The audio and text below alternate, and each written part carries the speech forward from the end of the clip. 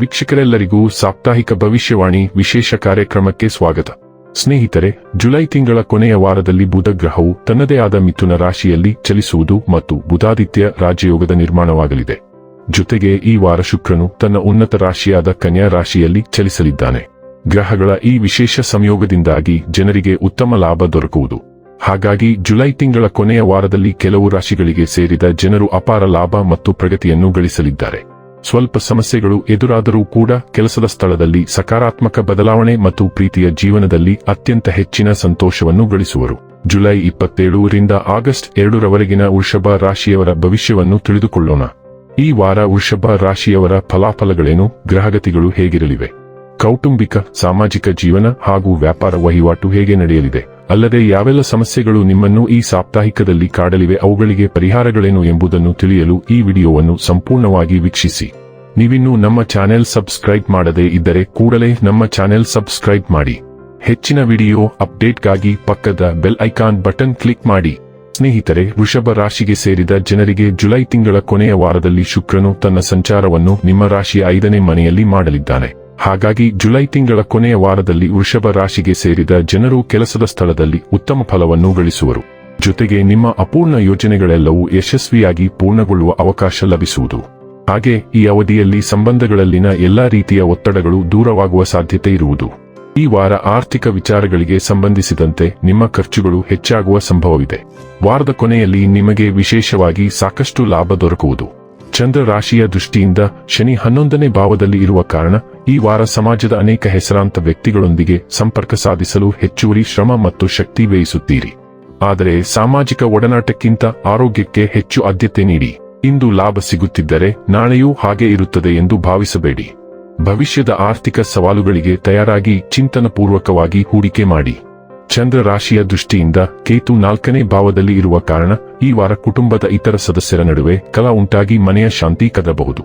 ಆದರೆ ಅವರ ವ್ಯವಹಾರದಲ್ಲಿ ತಲೆ ಹಾಕಬೇಡಿ, ಇಲ್ಲವಾದರೆ ನೀವು ಸಿಲುಕಿಕೊಳ್ಳಬಹುದು. ವೃತ್ತಿಯಲ್ಲಿ ಹಿಂದೆ ನಿರಾಶೆ ಅನುಭವಿಸಿದ್ದರೆ ಈ ವಾರ ಪರಿಸ್ಥಿತಿ ಸುಧಾರಿಸಲಾರಂಭಿಸಿ ವ್ಯಾಪಾರ ಸಕಾರಾತ್ಮಕ ದಿಕ್ಕಿನಲ್ಲಿ ಸಾಗಲಿದೆ. ವಿದ್ಯಾರ್ಥಿಗಳು ಸಂಪೂರ್ಣ ವಿಶ್ರಾಂತಿ ಬಯಸಬಹುದು, ಆದರೆ ಕುಟುಂಬ ಸದಸ್ಯರ ಅಚಾನಕ್ ಆಗಮನ ಯೋಜನೆ ಹಾಳು ಮಾಡಬಹುದು. ಮೊದಲಿನಿಂದಲೇ ಮಾನಸಿಕ ತಯಾರಿ ಮಾಡಿಕೊಳ್ಳಿ. ನಿಮ್ಮ 2ನೇ ಮನೆಯಲ್ಲಿ ಮಂಗಳ ಗ್ರಹವು ಮುಂದುವರಿಯುವುದರಿಂದ ಈ ವಾರ ಹಣ ಮತ್ತು ಕುಟುಂಬದ ವಿಷಯಗಳ ಮೇಲೆ ಹೆಚ್ಚಿನ ಗಮನ ಹರಿಸಲಾಗುವುದು. ಹಣಕಾಸಿನ ಜವಾಬ್ದಾರಿಗಳು, ಪಾವತಿಗಳು ಮತ್ತು ಪ್ರಮುಖ ಮನೆಯ ನಿರ್ಧಾರಗಳನ್ನು ನಿರ್ವಹಿಸಲು ನೀವು ಹೆಚ್ಚಿನ ಸಮಯವನ್ನು ಕಳೆಯುತ್ತೀರಿ. ಮಿಥುನ ರಾಶಿಯಲ್ಲಿ ಮಂಗಳ ಗ್ರಹವು ಹಣಕಾಸಿನ ವಿಷಯದಲ್ಲಿ ಸಂಪೂರ್ಣ ಪ್ರತಿಕೂಲ ಪರಿಣಾಮ ಬೀರುವುದರಿಂದ ಹೊಸ ವ್ಯವಹಾರದಲ್ಲಿ ಹೂಡಿಕೆ ಮಾಡಲು ಬಯಸುವವರಿಗೆ ಇದು ಉತ್ತಮ ಹಂತವಲ್ಲ. ಈ ವಾರ ನಿಮ್ಮ ಮಾತುಗಳು ಹೆಚ್ಚುವರಿ ಬಲವನ್ನು ಹೊಂದಿರುತ್ತವೆ. ಆದ್ದರಿಂದ ನಿಕಟ ವ್ಯಕ್ತಿಯೊಂದಿಗೆ ನೇರ ಸಂಭಾಷಣೆಯು ತಾತ್ಕಾಲಿಕ ಉದ್ವಿಗ್ನತೆಯನ್ನು ಉಂಟುಮಾಡಬಹುದು. ಈ ಪ್ರತ್ಯೇಕತಾವಾದಿ ಗ್ರಹವು ಕೆಲಸದಲ್ಲಿಯೂ ಬಣಗಳನ್ನು ತರಬಹುದು. ಆದ್ದರಿಂದ ನೀವು ಎಲ್ಲಿಯೂ ಮಿತಿಗಳನ್ನು ದಾಟದಂತೆ ನೋಡಿಕೊಳ್ಳಿ.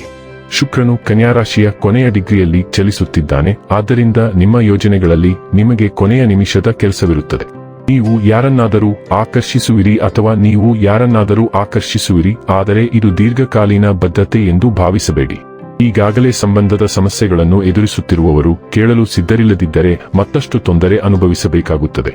ಪೋಷಕರು ಮಕ್ಕಳಿಗಾಗಿ ಹೊಸ ಕಾರ್ಯಯೋಜನೆಗಳನ್ನು ತೆಗೆದುಕೊಳ್ಳುತ್ತಾರೆ ಮತ್ತು ಯುವಕರು ನಿಮ್ಮ ಸುತ್ತಲೂ ಇರುತ್ತಾರೆ. ನೀವು ಮನರಂಜನೆ, ಹವ್ಯಾಸಗಳು, ಬಟ್ಟೆ ಅಥವಾ ವಿಶೇಷ ಸಂದರ್ಭಕ್ಕೂ ಹಣವನ್ನು ಖರ್ಚು ಮಾಡುತ್ತೀರಿ. ವಿದ್ಯಾರ್ಥಿಗಳು ತಮ್ಮ ಅಧ್ಯಯನದ ಬಗ್ಗೆ ಪ್ರೋತ್ಸಾಹದಾಯಕ ಸುದ್ದಿಗಳನ್ನು ಸ್ವೀಕರಿಸುತ್ತಾರೆ, ಆದರೆ ಸೃಜನಶೀಲ ಕೆಲಸದಲ್ಲಿ ತೊಡಗಿರುವ ಜನರು ಇತರರಿಂದ ಮೆಚ್ಚುಗೆಯನ್ನು ತರುವ ಕೆಲಸವನ್ನು ಪೂರ್ಣಗೊಳಿಸುತ್ತಾರೆ. 29ನೇ ತಾರೀಕಿನಂದು ನಿಮ್ಮ 10ನೇ ಮನೆಯಲ್ಲಿ ಹುಣ್ಣಿಮೆ ಉದಯಿಸಿದಾಗ ನಿಮ್ಮ ವೃತ್ತಿ ಮತ್ತು ಸಾರ್ವಜನಿಕ ಸ್ಥಾನವು ಒಂದು ಪ್ರಮುಖ ತಿರುವು ಪಡೆಯುತ್ತದೆ.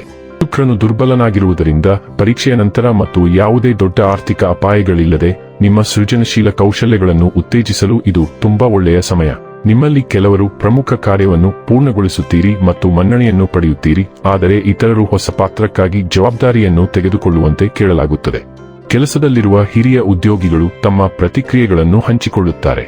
ಈ ಹುಣ್ಣಿಮೆಯ ಪ್ರಭಾವವು ಮುಂದಿನ 6 ತಿಂಗಳವರೆಗೆ ಮುಂದುವರಿಯುತ್ತದೆ ಮತ್ತು ಈ ಅವಧಿಯಲ್ಲಿ ನಿಮ್ಮ ವೃತ್ತಿಪರ ಜವಾಬ್ದಾರಿಗಳು, ಖ್ಯಾತಿ ಅಥವಾ ವೃತ್ತಿ ದಿಕ್ಕಿನಲ್ಲಿ ನೀವು ಗಮನಾರ್ಹ ಬದಲಾವಣೆಗಳನ್ನು ಅನುಭವಿಸುವಿರಿ. ಇನ್ನು ಕೊನೆಯದಾಗಿ ಮಾಡಿಕೊಳ್ಳಬೇಕಾದ ಉಪಾಯಗಳ ಕುರಿತು ನೋಡುವುದಾದರೆ, ಬುಧ ಬೀಜ ಮಂತ್ರವಾದ ಓಂ ಬ್ರಾಂ ಬ್ರೀಂ ಬ್ರೌಂ ಸಹ ಬುಧಾಯ ನಮ ಮಂತ್ರವನ್ನು ಪಠಿಸಿ. ವೀಕ್ಷಕರೇ, ಇದಾಗಿತ್ತು ವೃಷಭ ರಾಶಿಯ ಜಾತಕದವರ ಜುಲೈ 27 ರಿಂದ ಆಗಸ್ಟ್ 2 ರವರೆಗಿನ ಫಲದ ಮಾಹಿತಿ ಇಷ್ಟವಾದರೆ ವಿಡಿಯೋವನ್ನು ಲೈಕ್ ಮತ್ತು ಶೇರ್ ಮಾಡಿ. ಹಾಗೆ ಚಾನೆಲ್ ಸಬ್ಸ್ಕ್ರೈಬ್ ಮಾಡುವುದರ ಜೊತೆಗೆ ನಿರಂತರ ವಿಡಿಯೋ ಅಪ್ಡೇಟ್ಸ್ಗಳಿಗಾಗಿ ಪಕ್ಕದ ಬೆಲ್ ಐಕಾನ್ ಕ್ಲಿಕ್ ಮಾಡಿ.